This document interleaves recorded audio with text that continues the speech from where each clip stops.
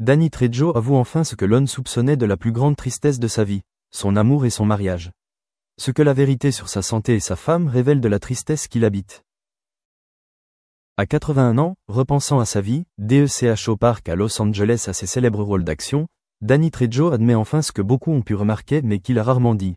La plus grande tristesse de sa vie n'est pas son passé pécheur, ni la prison ni l'addiction, mais un profond sentiment de solitude au milieu de relations amoureuses ratées, et un amour jamais pleinement épanoui au départ.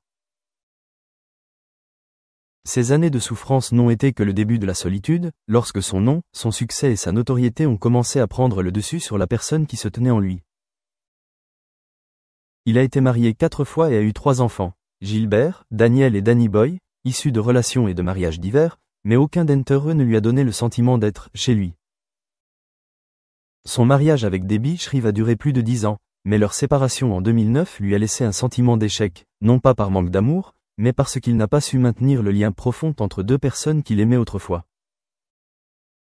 Danny a déclaré que chaque divorce est une dette spirituelle, non pas envers l'autre, mais envers lui-même, car il n'a jamais eu le courage de dire « Je suis qui je suis », même si cela ne suffit pas à te garder à mes côtés.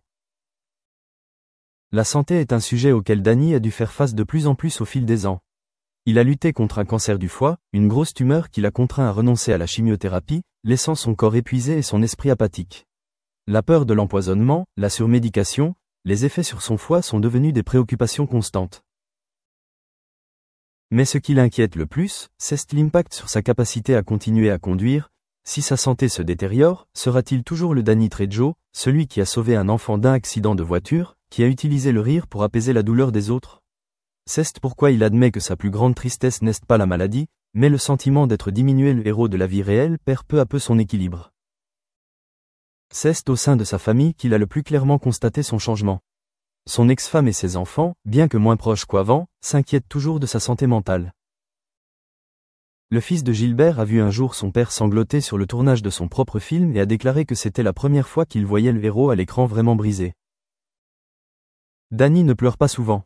Mais dans cette scène, il a versé ce qu'il appelle des larmes laides, ni pompeuses, ni arrogantes.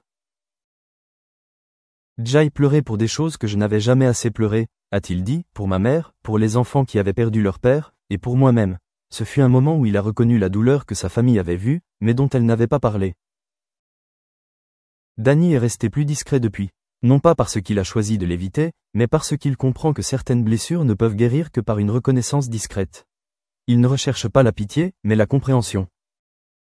Des proches racontent l'avoir vu se précipiter dans la cuisine pour préparer un repas simple, les invitant à manger normalement plutôt qu'à faire la fête. Son visage est toujours plus bienveillant, son regard moins chargé. Et lorsqu'on l'interroge sur sa santé, il répond souvent d'une voix douce. « Je vais bien, car maintenant je vis pour mes enfants. » L'échec de Danny dans sa carrière n'a pas été oublié par le public. Il n'a jamais été oublié. Chaque apparition était encore applaudie. L'échec, c'est lorsqu'il a voulu faire un film sans action, un rôle empreint d'une profondeur intérieure cachée, mais personne n'a cru en lui. Lorsqu'il a écrit des mémoires, puis un livre de cuisine, relatant honnêtement son parcours, personne n'a su comment le présenter sérieusement.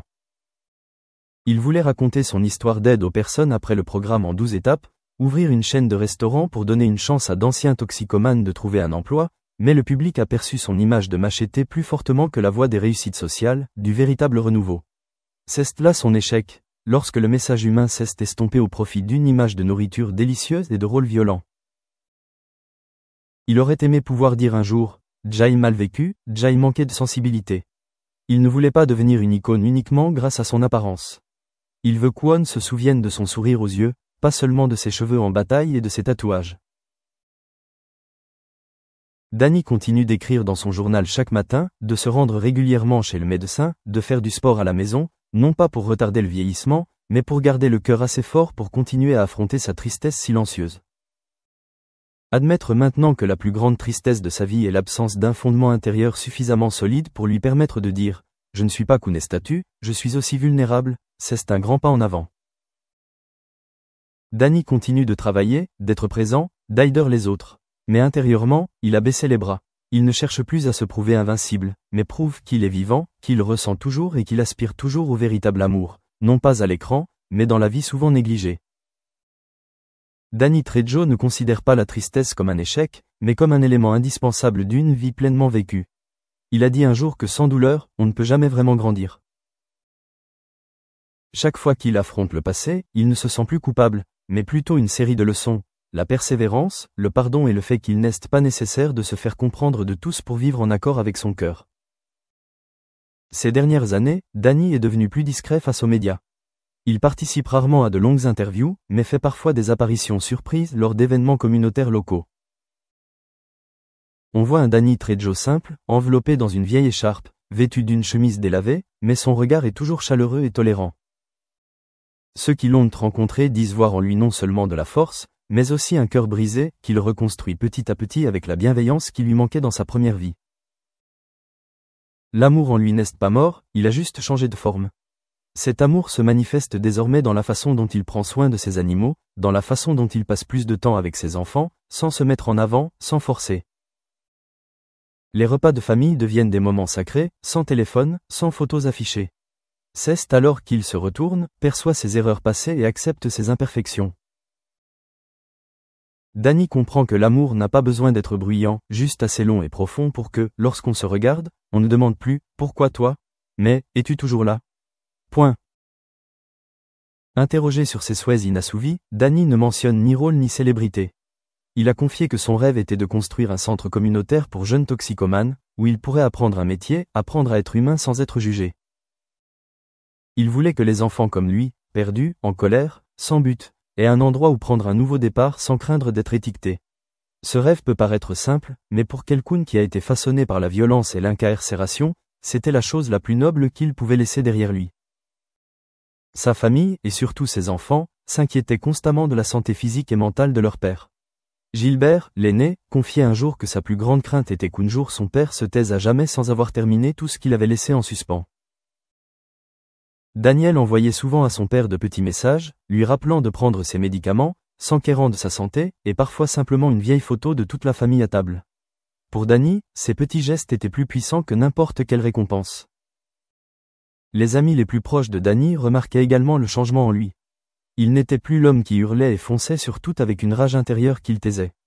Il écoutait davantage, souriait davantage et acceptait parfois que le silence était la forme suprême d'amour. Il ne se disputait plus pour avoir raison, ne réagissait plus pour faire ses preuves. Au lieu de cela, il choisissait la paix, non pas par faiblesse, mais parce qu'il savait que la paix était la victoire la plus difficile dans toute bataille.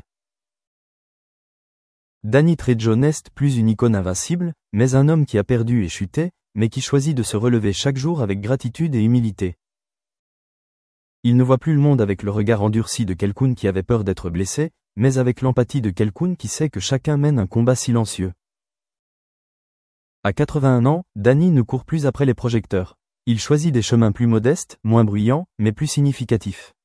Il passe du temps avec ses vieux amis, avec ceux qu'il a aidés dans leur voyage du fond du gouffre à la lumière. Et dans chaque histoire qu'il raconte, il n'occupe jamais le devant de la scène.